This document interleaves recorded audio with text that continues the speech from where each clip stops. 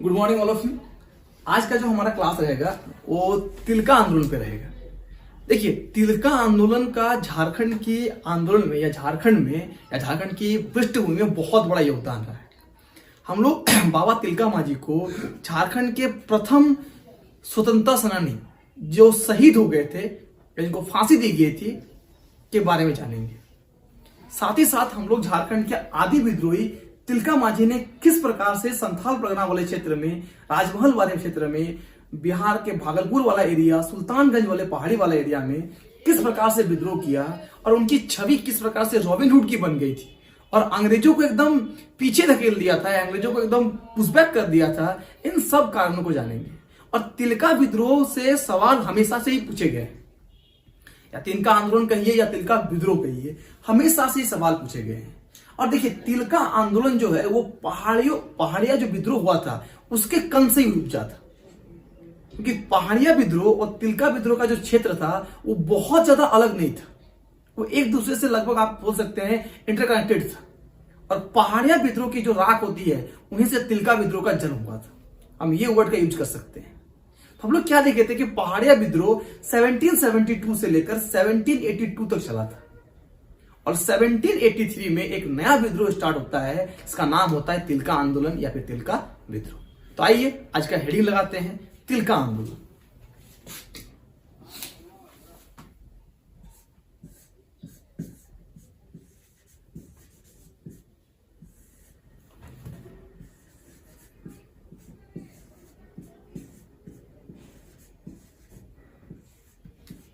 आज हम लोग जानेंगे क्या है ये तिलका आंदोलन, कहां पे हुआ था, किस क्षेत्र में हुआ था, कब हुआ था, क्यों हुआ था और इसके परिणाम क्या हुए, क्या भारतीय स्वतंत्रता संग्राम में ये क्या प्रभाव डाला।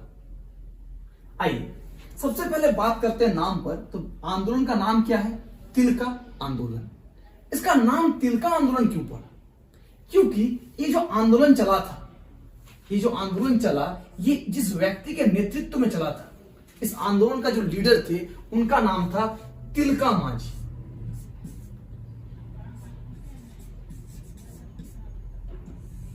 तिलका मांझी।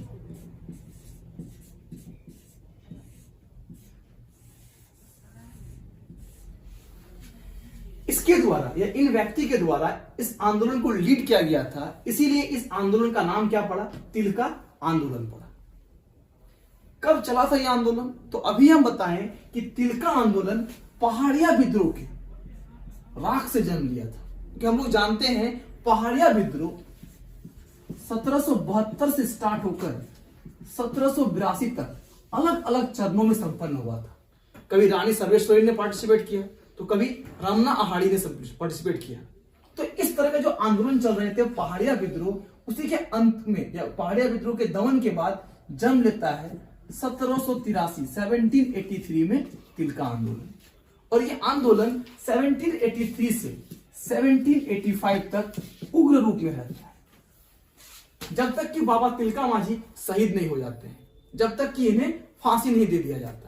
तिलका आंदोलन का जो उदय हुआ था वो पहाड़िया विद्रोह के राख से हुआ था या अंत से हुआ था। जहां पहाड़िया विद्रोह धूमिल होता है वहीं से तिलका आंदोलन का उदय होता है। अगर हम क्षेत्र की बात करें कि तिलका आंदोलन किस क्षेत्र में हुआ होगा, तो इसका एरिया को देखिए। बेसिकली हम लोग देखे थे पहाड़िया विद्रोह का जो एरिया था वो था जंगल तराई।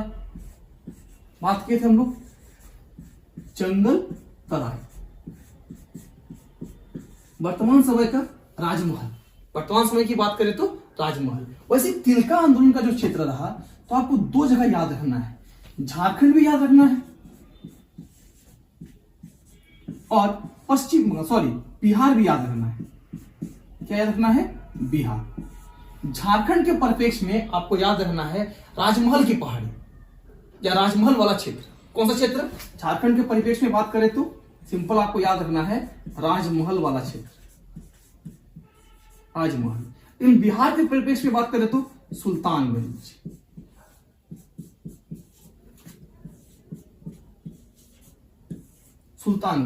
देखिए, राजमहल और सुल्तानगंज वाला जो एरिया है, यही दोनों एरिया में तिलका आंदोलन सबसे ज्यादा पनपा था, सबसे ज्यादा फैला था।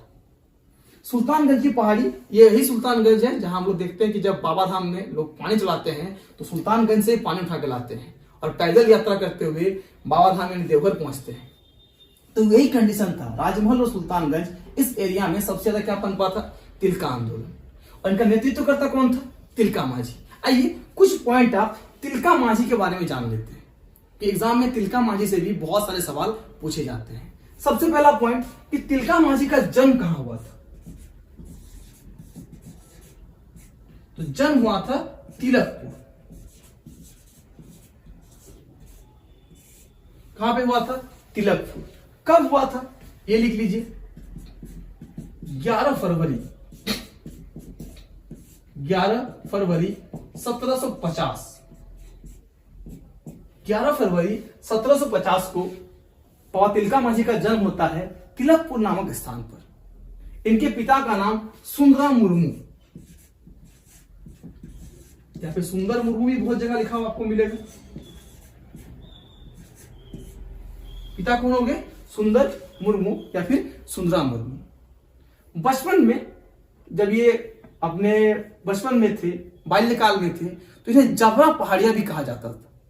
ऐसा क्यों कहा जाता था, आपको ना सवाल में पूछे कि बताइए तिलका माझी किस समुदाय से बिलोंग करते हैं। आपको तो टिक करना होगा संथाल, कि माझी लिखा हुआ है, मतलब कौन सा समुदाय, संथाल समुदाय। लेकिन हम ये भी कर रहे हैं, इनका बचपन का नाम क्या था, जबरा पहाड़िया। दोनों का क्षेत्र जो है लगभग क्या है, सेम। लगभग दोनों का एरिया क्या है, संथाल परगना वाला एरिया है, भागलपुर वाला एरिया है। तो दोनों में इतना इंटरकनेक्ट था कि क्या बोलते इसको, सखा होता है, संबंधी होता है। जैसे कि हम लोग अलग अलग जानते हैं कि अलग अलग के साथ माता पिता का संबंध, भाई बहन का संबंध हम लोग स्थापित करते हैं। उस तरह के संबंध स्थापित हुआ था तिलका माझी के परिवार के साथ और पहाड़िया परिवार के साथ। इसीलिए पहाड़िया परिवार के जो इनके बोलने वाले या मुंह बोले माँ बाप थे, उन लोग इसको क्या कहते थे, जबरा पहाड़िया कहते थे। और जब तिलका माझी बड़े होते हैं तो इनको सरदार भी बना दिया जाता है। तो संथाल गांव के लिए ये गांव का प्रमुख तिलका माझी कहलाता है, जबकि पहाड़िया गांव का समुदाय के लिए ये गांव का प्रमुख तिलका सरदार कहलाता है। यानी ये जबरा पहाड़िया होने के साथ साथ क्या कहेंगे, ये पहाड़िया गांव के प्रमुख के रूप में, सरदार के रूप में जाने जाते थे। इसी कारण से ना विद्रोह इतना भड़का होगा। क्या कोई आम आदमी जो कुछ भी नहीं है उसके कहने पर विद्रोह इतना भड़केगा। लेकिन तिलका माझी क्या है, संथाल गांव के लिए गांव का प्रधान माझी है, जबकि पहाड़िया गांव का एक सरदार है। इसी कारण से इनके कहने पर विद्रोह इतना भड़का था। आगे चर्चा करते हैं। तो ये तो था तिलका माझी के बारे में। और अभी हम लोग क्या बात की कि इस आंदोलन के बाद तिलका माझी को हम लोग कई सारे नाम से जानते हैं। क्या क्या नाम से जानते हैं, तो एक तो लिखिए बाबा तिलका माझी, बाबा तिलका माझी।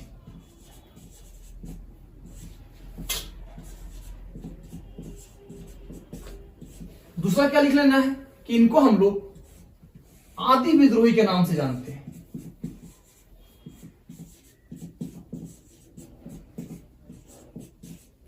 आदि विद्रोही। साथ ही साथ आप ये भी लिख के रखिए कि इनको प्रथम स्वतंत्रता सेनानी, झारखंड के प्रथम freedom fighter, first freedom fighter, प्रथम स्वतंत्रता सेनानी, जिनकी क्या हो गई, फांसी देकर हत्या कर दी गई थी। देश के लिए शहीद होने वाले, झारखंड के लिए या देश के लिए शहीद होने वाले पहले झारखंड के फ्रीडम फाइटर कौन थे, बाबा तिलका माझी थे। तो ये सब इनके बारे में फैक्ट है जो आपको जानना चाहिए। आइए हम आंदोलन में आते हैं। तो आंदोलन में हुआ क्या कि जब पहाड़िया विद्रोह का दमन कर दिया गया तो अंग्रेजों ने इस बात को जाना कि इस पूरे एरिया को, बिहार, बंगाल और झारखंड का जो एरिया आपको दिखता है, उस पूरे एरिया को अपने कब्जे में रखने का एक ही तरीका है, फूट डालो और राज करो, फूट डालो और राज करो। और हम लोग पहाड़िया विद्रोह के समय में ही पढ़े थे कि 1774 के आसपास से अगस्ते क्लीवलैंड आ जाता है और 1778 तक आते आते अगस्ते क्लीवलैंड को इस पूरे क्षेत्र का कलेक्टर कहिए या पुलिस अधीक्षक नियुक्त कर दिया जाता है। एक तरह से डीएम, वर्तमान का जो डीएम होता है, डीसी होता है, वो कौन रहता है, अगस्ते क्लीवलैंड। क्लियर है। इस पूरे एरिया का जहां तिलका आंदोलन पड़त रहा था, इस पूरे एरिया का क्या था, अगस्ते क्लीवलैंड, अगस्ते क्लीवलैंड। अगस्ती क्लीवलैंड ने क्या किया था, फूट डालो और राज करो नीति का भयानक उपयोग किया था।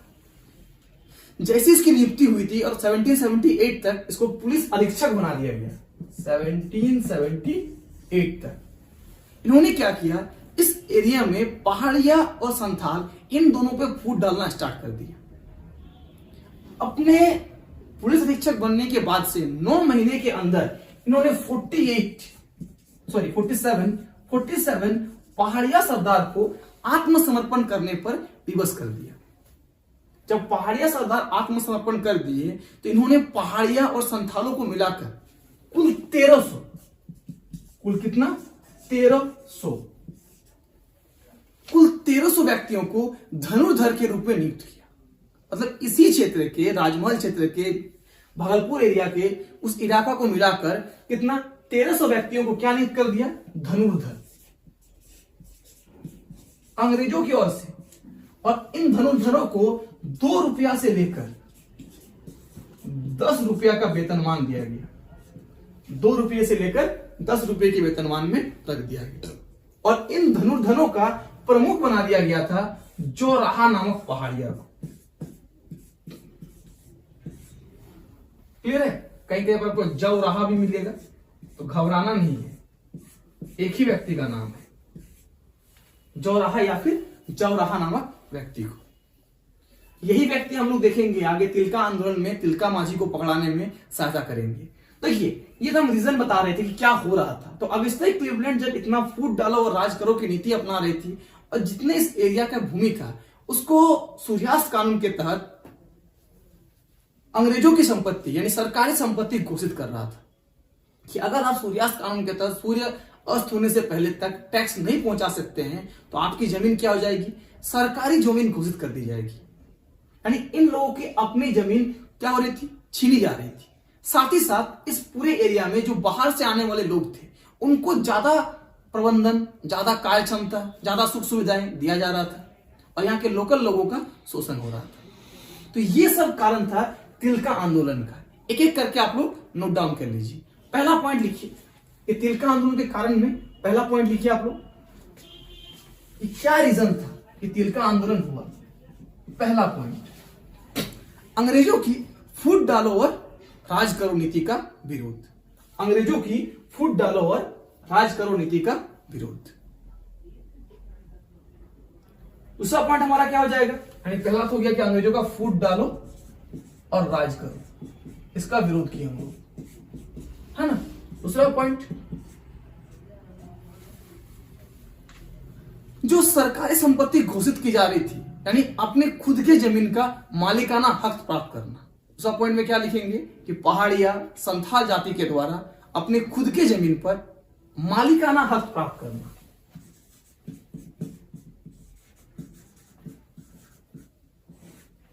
मालिकाना हक प्राप्त करना। तीसरा पॉइंट हम लोग क्या कर सकते हैं, आदिवासियों की स्वायत्तता। अगर प्रमुख कारण आपको पूछा जाए कि तिलका आंदोलन का प्रमुख कारण क्या था तो एक पॉइंट में आप कह सकते हैं आदिवासियों की स्वायत्तता।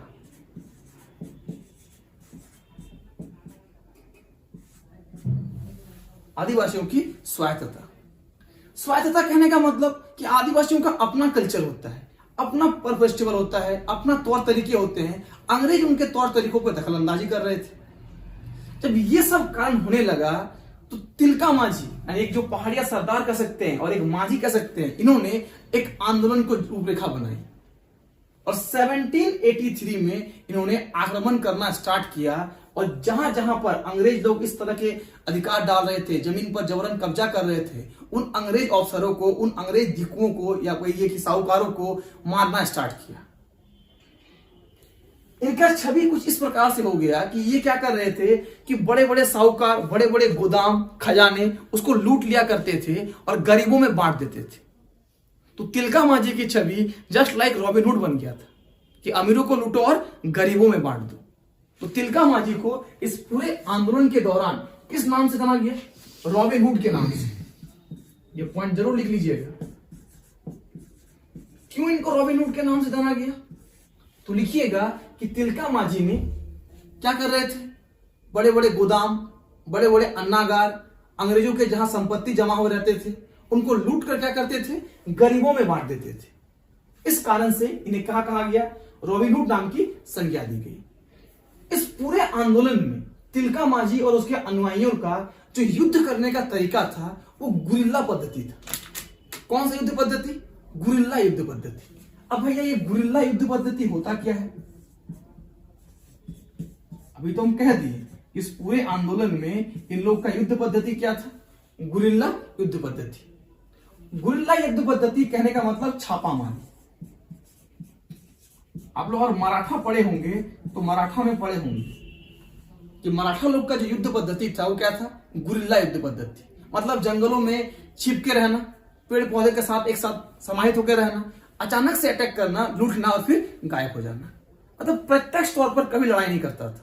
अचानक से कहीं निकल के आए, लूटे, सामान को बांटे और फिर गायब हो गए, फैल गए। ये नहीं कि एकत्रित होकर संग्रह बना के सामने से बम बारूद लेकर लड़ रहे हैं, ऐसा तरह का युद्ध पद्धति नहीं था।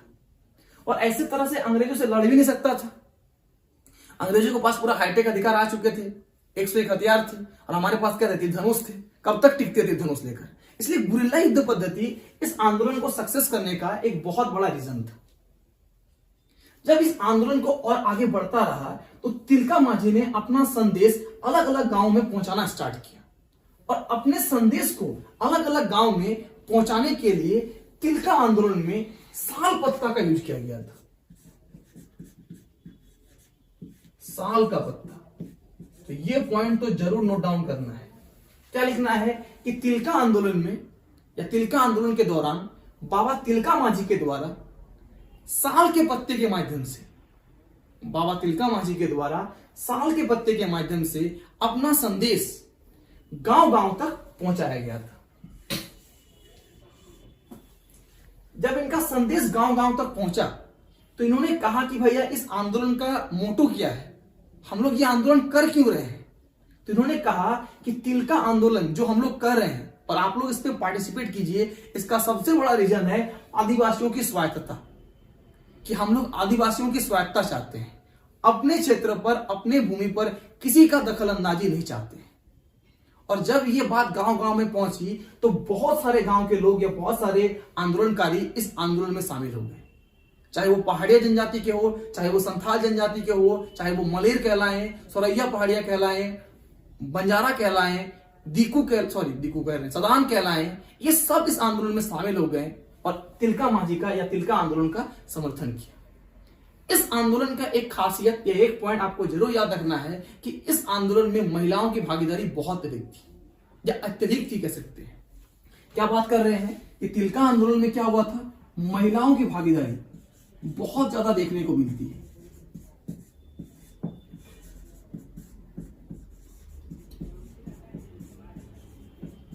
झारखंड में बहुत ही कम ऐसे जनजातीय विद्रोह हुए जहां पर महिलाओं की भागीदारी आपको दिखेगा। तो ये पॉइंट में भी एग्जाम में सवाल बन जाए कि इनमें में से झारखंड के किस आंदोलन में महिलाओं ने या किस जनजातीय आंदोलन में महिलाओं ने बढ़ चढ़कर भाग लिया था। तो तिलका आंदोलन में महिलाओं ने क्या किया था? बढ़ चढ़कर भाग लिया था।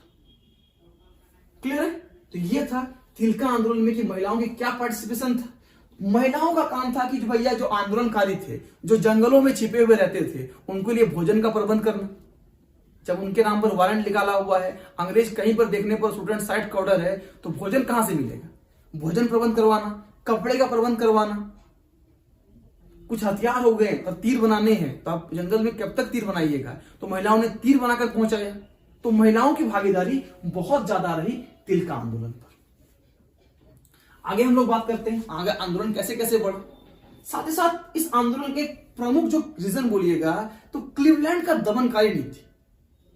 अगस्त्य क्लीवलैंड क्या कर रहा था? एक तो फूट डालो और राज करो की नीति को अपना ही रहा था, साथ ही साथ ये क्लीवलैंड क्या कर रहा था? इस पूरे क्षेत्र का दमनकारी नीति ला रहा था।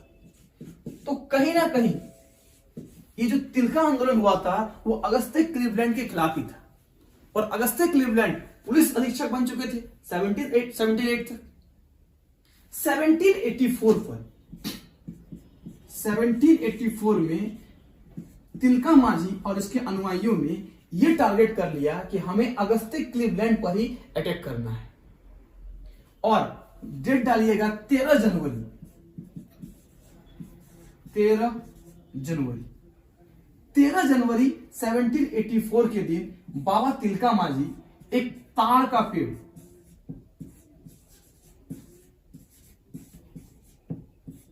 ताड़ के पेड़ पर चढ़कर इंतजार करने लगे कि इस रास्ते से कब अगस्त्य क्लीवलैंड का गाड़ी काफिला पार हो और उस पर हम अटैक कर दें।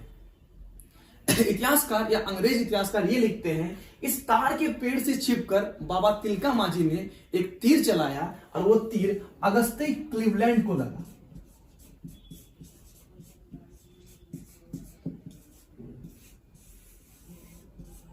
अगस्त्य क्लीवलैंड के बाएं हाथ की ओर लगा और जिस कारण से क्लीवलैंड की मौत हो गई। 13 जनवरी 1784 को बाबा तिलका मांझी ने अपना बदला ले लिया और अगस्त्य क्लीवलैंड, जो इस क्षेत्र में जितने सारे रीजन थे, चाहे स्वायत्तता खत्म करना, मालिकाना हक छीन लेना, फूट डालना, ये सब जो कर रहे थे अगस्त्य क्लीवलैंड, उनको मार गिराया 13 जनवरी 1784 को। अगस्त्य क्लीवलैंड की जैसी ही हत्या होती है, अंग्रेज यानी ईस्ट इंडिया कंपनी पूरी तरह से फॉर्म में आ जाती है और वो चाहते हैं कि जल्द से जल्द तिलका आंदोलन को समाप्त किया जाए, क्योंकि जिस आंदोलन में किसी क्षेत्र के पुलिस अधीक्षक को मार सकते हैं तो सोच सकते हैं उस आंदोलन की क्या व्यापकता होगी। तिलका मांझी यहां पे आक्रमण करने के बाद सीधा प्रत्यक्ष तौर पर भागलपुर, जो कि उस समय अंग्रेजों का गढ़ था, उस पर आक्रमण करना प्रारंभ कर दिया। यानी 1784 में ही तिलका मांझी ने कहां आक्रमण किया?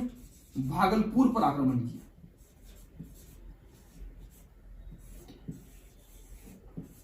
और इन आंदोलन का, ये जो तिलका आंदोलन आपको दिख रहा है, इस तिलका आंदोलन का केंद्र बिंदु कहां बना रहा? तो लिख लीजिएगा, इस तिलका आंदोलन का केंद्र बिंदु बना भागलपुर का बंचिर जोर या बनचरी जोर। भागलपुर के बंचरी जोर या भागलपुर का बंचिर जोर इस तिलका आंदोलन का केंद्र बिंदु है। और इस पूरे एरिया को जहां पर ये लोग अटैक करने का छिप जाते थे, तो वो कहलाता था सुल्तानगंज की पहाड़ी। पहाड़ी वाला क्षेत्र था, अंग्रेज पकड़ नहीं पाते थे, जंगलों में जाकर, पहाड़ों के बीचों बीच जाकर ये लोग छिप जाते थे और फिर से निकल के आते थे, गुरिल्ला युद्ध करते थे, छापामारी युद्ध करते थे, अंग्रेजों को लूटते थे और फिर गायब हो जाते थे। लेकिन क्लीवलैंड की मौत के बाद ईस्ट इंडिया कंपनी पूरी तरह से, क्या बोलिएगा, एकदम एक्टिव मोड में आ गई और ईस्ट इंडिया कंपनी ने सीधा एक नए व्यक्ति को नियुक्त किया जिसका नाम था आयरकूट।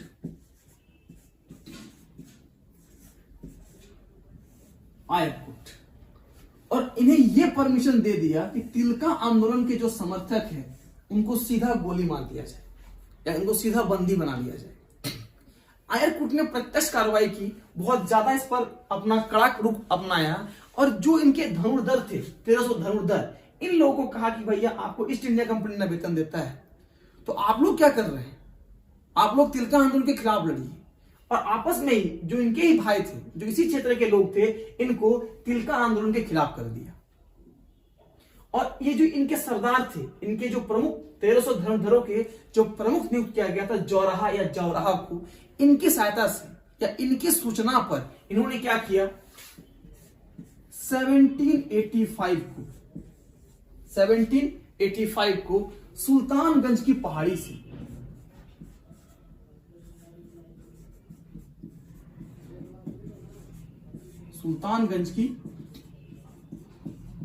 से बाबा तिलका मांझी को गिरफ्तार किया।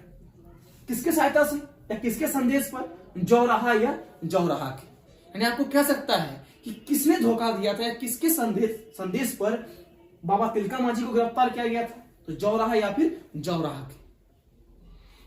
1785 में सुल्तानगंज की पहाड़ी पर बाबा तिलका मांझी को गिरफ्तार कर लिया जाता है और गिरफ्तार करने के बाद इनको रस्सी से बांधकर 4 घोड़ों से घसीटते हुए कहां लेके आया? भागलपुर लेके आया।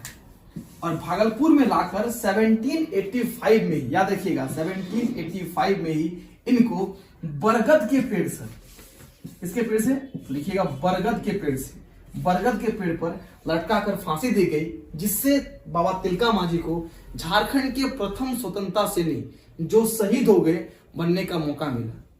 यानी प्रथम स्वतंत्रता सेनानी के रूप में इनको शहीद हम लोग मान लें, क्योंकि बरगद के पेड़ पर लटका के इनको फांसी दी गई लोगों को दिखाने के लिए।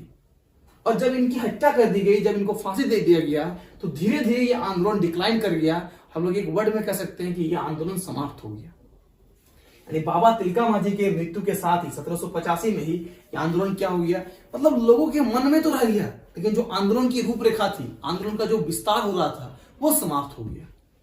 वर्तमान समय की बात करें तो जिस जगह पर बाबा तिलका मांझी को फांसी दी गई थी, उनको हम लोग बाबा तिलका मांझी चौक के नाम से जानते हैं। वो भागलपुर में ही है। और किस नाम से जानते हैं, याद रखिएगा, बाबा तिलका मांझी चौक। बाबा तिलका मांझी चौक। आप लोग ये भी जानते ही होंगे कि तिलका मांझी के नाम पर भागलपुर जो यूनिवर्सिटी है, उनका नाम भी तिलका मांझी विश्वविद्यालय ही रखा गया है। तो ये था तिलका आंदोलन की रूपरेखा, क्यों हुआ था, कब हुआ था, कहां हुआ था, और एग्जाम ओरिएंटेड जहां से भी सवाल पूछे जाएंगे वो सब आपको बताया गया है।